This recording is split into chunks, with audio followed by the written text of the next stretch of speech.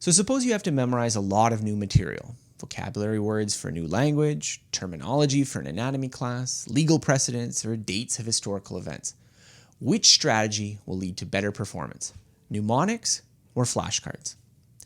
So in the small and strange world of studying strategies, mnemonics get a lot of attention. For instance, the keyword method allows you to memorize a word by linking it through an intermediate and fantastical picture. So the French word chavirer, which means to capsize, gets transliterated into shave an ear, and then you picture a bearded ear shaving itself in a canoe that's tipping over. Or the peg method, which first links images to numbers, so 1 is bun, 2 is shoe, etc., and then combines these again into elaborate visual images to encode and recall arbitrary numbers and dates. Or the memory palace, which uses a mental stroll through a familiar location. You insert fantastical imagery along a pre-remembered linear sequence, allowing you to graft arbitrary information onto this prior structure. In the book Moonwalking with Einstein, the writer Joshua Foer explored his dive into the elite world of memory competitions, where people memorize the order of a deck of cards in under a minute, learn the values of pi to thousands of decimal places, or develop perfect recall of unfamiliar texts verbatim in only slightly more time than it takes to read them. So given these impressive results, starting with mnemonics for any skill that depends heavily on memory seems to be a no-brainer. In contrast, flashcards are, well, kind of boring. Everyone has done them before. They're dry and elementary. You put a question on one side, answer on the other, and you drill and drill and drill until you can do them without thinking. No imagery, no secret method, just repetition. Why flashcards are underrated. While mnemonics might seem like the obvious choice for learning a ton of new information, research rigorously comparing the efficacy of various studying strategies paints a somewhat different picture. In their excellent review of 10 popular studying techniques, Dunlosky and colleagues summarized the research on both the keyword mnemonic method and practice testing, which includes flashcards. In this review, practice testing got the highest possible rating for usefulness, while the keyword mnemonic got a low grade. Now, the keyword method does work. That is, students who use it tend to remember the words that they were memorizing better than those who didn't. But it also has a number of limitations. First, it takes time to learn and teach this method. Unlike flashcards, mnemonics itself are a skill that require considerable practice to get good at. While this may benefit elite mnemonicists, it may not be worth it for the additional investment for those who simply want to learn Spanish or law or anatomy. Second, mnemonics often take a good deal of time, especially for beginners.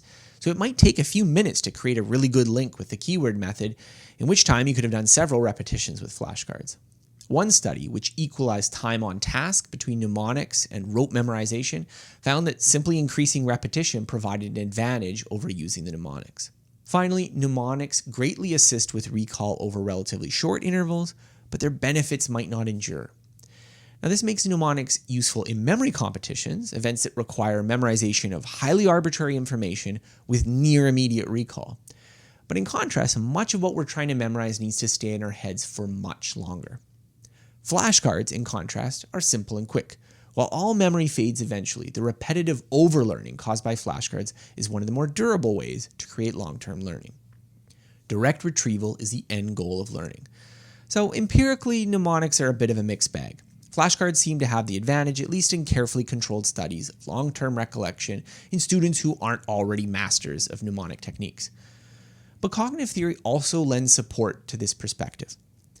A major feature of skill acquisition is that methods used to achieve a result are not constant. So for instance, children learning simple addition start by counting the numbers on their hands, then counting from the bigger number, and then they finally just retrieve the answer directly from memory. So as expertise develops, more elaborate methods tend to be replaced by direct retrieval of the answer.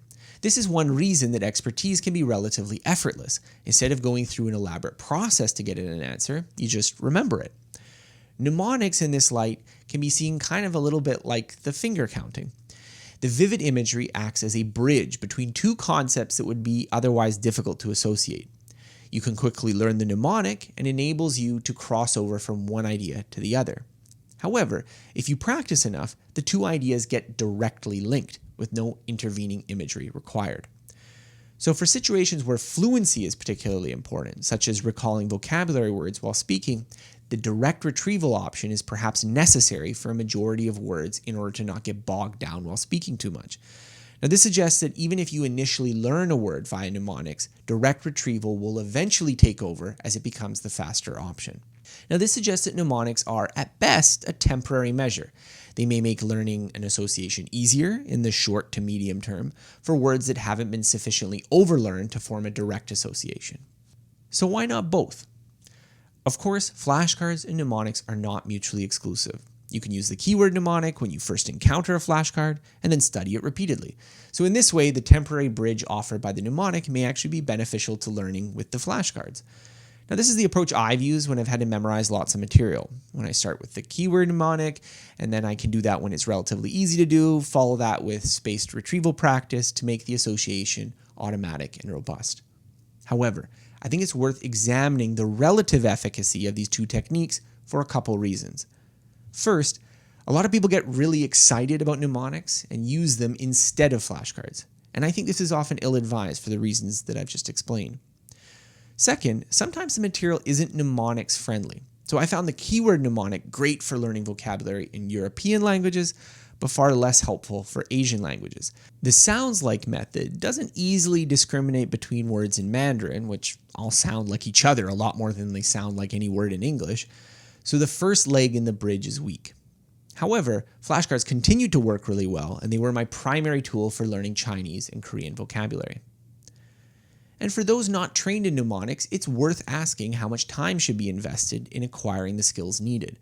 So while mnemonics have some valid use cases, they're often slow and cumbersome without lots of practice, meaning they're best reserved for situations where they're likely to be used across many memory-intensive subjects or many instances that need to be memorized. So in short, if you are proficient with mnemonics, by all means, use them to supplement your flashcards. If you're not, or your subject makes using them difficult, or you simply aren't sure which one to prioritize, stick with the flashcards.